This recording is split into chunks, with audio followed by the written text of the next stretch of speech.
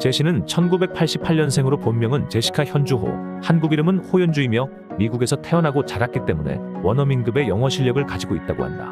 학창시절 원래 꿈은 메이크업 아티스트와 패션 디자이너였으나 학창시절 흑인음악 선생님이 그녀의 노래를 듣고 흑인의 진한 감성이 느껴진다 라는 칭찬을 받고 주변 사람들로부터 목소리에 대한 칭찬이 계기가 되어 가수의 꿈을 키우기 시작했다.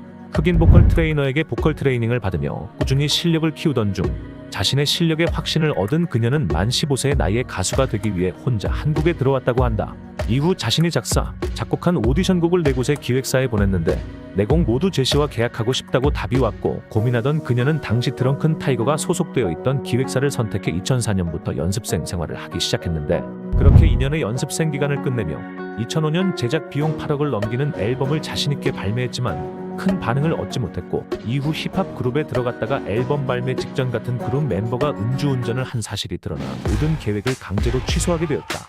적응되지 않는 한국 문화에 큰 성과가 없었던 활동으로 인해 제시는 미국으로 돌아가 3년간의 긴 휴식기를 갖게 되었는데 그녀는 가수라는 직업을 완전히 포기하고 공부를 하기 시작했지만 공부를 시작하는 자신의 삶이 전혀 즐겁지 않다는 걸 느껴 결국 음악이 자신의 길이라는 걸 깨닫고 가수로 성공하지 않더라도 자신은 꾸준히 음악을 하기로 다짐했다고 하죠.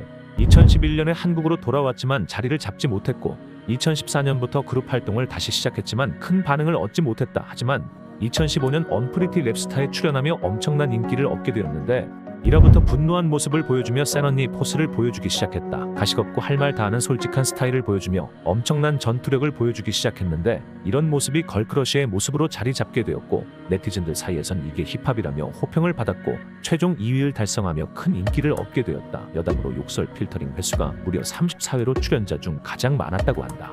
언프리티 랩스타를 기점으로 각종 방송에 출연했지만 교포 출신 특유의 직설적인 화법과 부정확한 한국어, 허스키하면서 톤이 높은 목소리로 센 언니 이미지 등으로 인해 일반 대중들 사이에선 호불호가 굉장히 강했고 비호감 이미지도 있었다. 실제로 2017년쯤엔 예능 출연이 굉장히 뜸해졌는데 2020년에 유재석과 좋은 합을 보여주면서 방송활동이 눈에 띄게 많아졌다고 한다. 시청자들 사이에서도 예전에 비해 적당히 수위 조절하며 치고 빠지는 능력이 좋아져 호평을 받기 시작했는데 2024년 9월 새벽 압구정에서 제시를 발견한 미성년자 팬이 사진 촬영을 요청하고 제시는 늦은 밤이라 이를 2차례나 정중히 거절했다. 하지만 이 과정에서 제시의 일행으로 보이는 남자와 시비가 붙었고 사진을 요청했던 남자는 제시의 일행에게 얼굴에 주먹을 맞고 수차례 발길질을 당하는 사건이 일어났다. CCTV 속 모습은 가해자 외 다른 남성도 피해자를 위협하는 모습이 보였고 제시를 포함한 2명의 여성은 남성을 잠깐 말리다가 포기하고 그대로 자리를 떠나는 모습이 찍혔다. 피해자는 경찰과 동행하며 거리를 돌아다녔는데 제시 일행은 또 다른 술집에서 술자리를 하고 있는 것을 발견했지만 제시 일행은 직접 폭행한 가해자가 누군지 모르고 어디로 갔는지 모른다고 진술했다고 한다. 피해자의 어머니는 억울한 심정에 제시의 소속사를 찾아가기도 했지만 소속사로부터는 가해 남성에 대해 아무런 정보를 모른다는 말만 들었고 제시 소속사 측은 도의적으로라도 피해를 어떻게 보상할지 고민하겠다고 밝혔는데 사실 피해자를 폭행한 가해자는 중국인이자 제시의 친한 래퍼 코알라의 친구로 현재 대한민국에 없고 출국한 상태라고 한다. 제시는 사건이 벌어진 지 열흘이 지나서야 사과문을 올렸는데 사과문을 요약하자면 그날 처음 본 사람이 자신의 팬을 폭행하는 것에 대해 배려하지 못했으며 안타깝고 도의적인 책임을 느껴 사과와 보상을 하겠다는 입장이었다. 하지만 자신의 팬이 폭행당하고 있음에도 제지하거나 경찰을 부르는 행위 없이 그 자리를 피해버리고 사건 이후 다른 술집으로 이동해 술자리를 가진 행동이 말의 앞뒤가 전혀 맞지 않는다며 사과문을 올렸음에도 네티즌들의 반응이 좋지 않다고 한다.